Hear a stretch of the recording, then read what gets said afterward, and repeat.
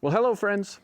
It's Ty, Frederick, and Saoirse here with Broken Road Ranch, all about the good of the horse for the glory of God. Coming to you with a little training tip today. This is something from a video that we did on peace, the third video in the Fruit of the Spirit series. Go watch it if you haven't yet. But I just wanted to give you guys a little more detail about what we're doing and why we're doing it in that video. So there's a few things. What we're doing is we're desensitizing a horse's legs to rope and teaching them to lead by the feet.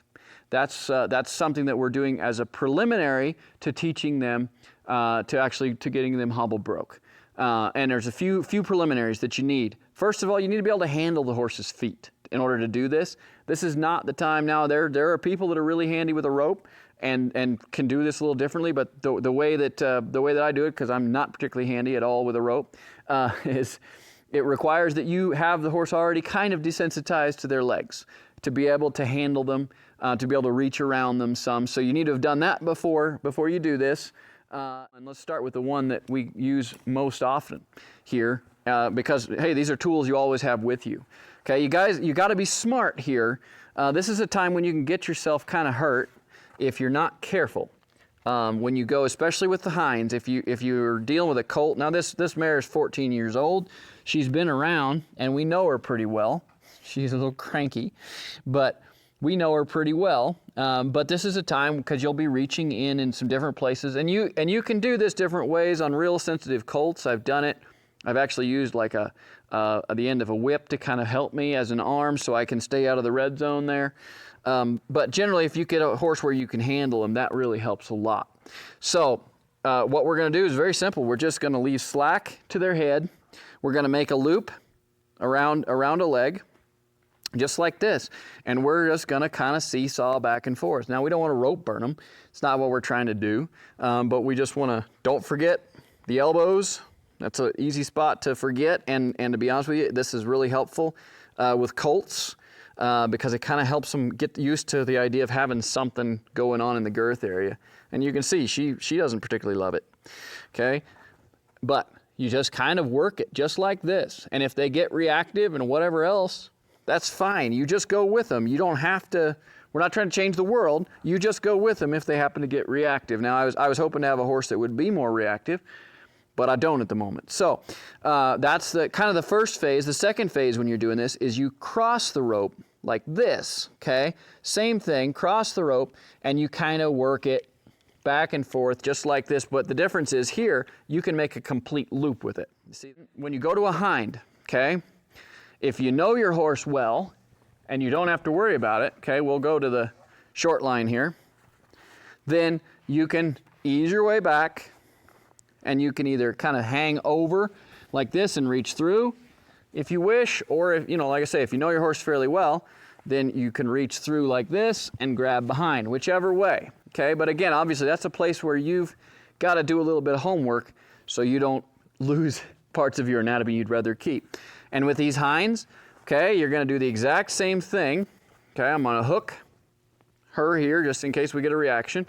Okay, you're going to do the exact same thing. You're just going to work back and forth just like this, all the way up, all the way down. You can cross them then and work specific areas. Again, don't rope burn them.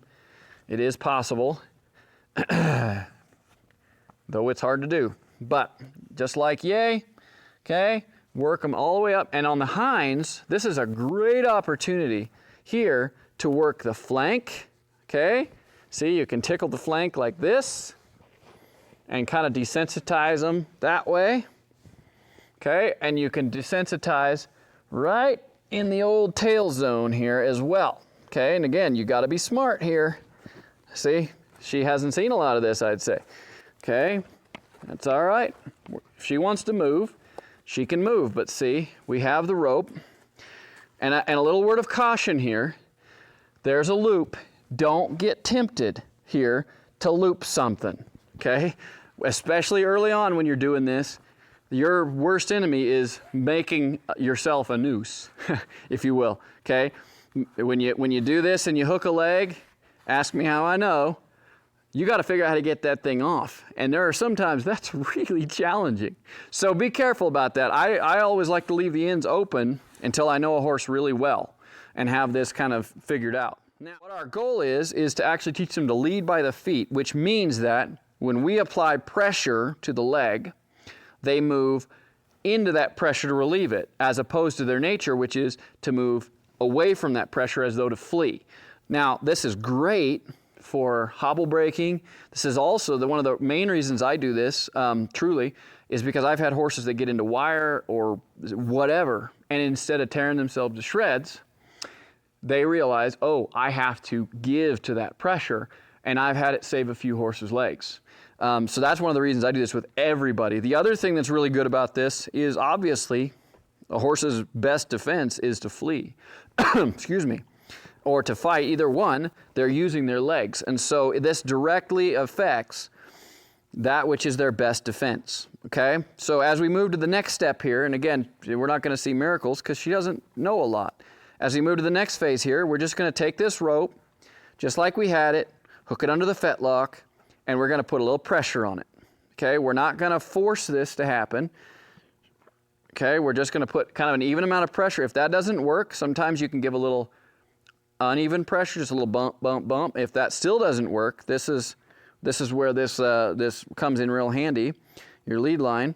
You're going to ask her to step forward with something she's familiar with, never change the pressure, and boom, the second that she steps into that pressure on that leg goes away. Okay, so let's see that again. Now this time, I'm always going to ask with the leg first. So I ask with the leg, and I'm going to move to the side a little bit, give her a little room to move. Okay, she's ignoring me, so now I'm going to ask at the face, not change the pressure, and boom, there it is. Now I know this is basically happening by accident, but it does not take that much time before they figure this out. Let's try again. Okay, a little pressure. Oh, there she started to think about something there. She started thinking about moving. We'll take that. Okay. Now she gave me her foot. Good. Good enough. Okay, she moved in a positive way. And a lot of times what they'll do is they'll lift it up and just paw. Now your job is, if they want to do that, excuse me, do that, that's fine. You just stay the same. You stay there until that foot has made some sort of forward motion and is at rest. And then when it's at rest, it can go back down to the ground. And then you work your way forward from there. Okay, this is something you work on a little, a lot, like our good friend Teddy says. Okay, we've kind of gotten everything where we can work with the leg. Now, speaking of leading with the leg, the hinds are tricky, okay, because obviously they can kick with some force. What you have to do is try to be smart and watch your horse carefully so that you don't overcommit. Okay, and make them feel the need to kick and blow and all that stuff. Even, you know, especially if they go to truly kicking, you just can't keep up with them and you can get yourself in a bad way quick. So what we do is, again, same thing. We just add that pressure. Now she did a good job of taking the weight off that foot as soon as she realized what was going on. So we're just going to ask her to move it forward. She has to make some kind of effort. Now on a hind, what I like to do, you can do the same thing here. You can ask her, there it is, right there. And that was even better because she led with that foot. That was great. So she's going to connect that, excuse me, that dot even quicker. So we're going to add that pressure to that hind. Okay, if we get nothing, then we're going to ask forward with the halter. Boom, there it is right there. Ho. Okay, and then we're going to add pressure to that hind. There it is. She lifts it up. And we make forward motion. Good enough. Okay. Well, I hope that was helpful, my friends. God bless you, and we will talk to you later. Bye-bye.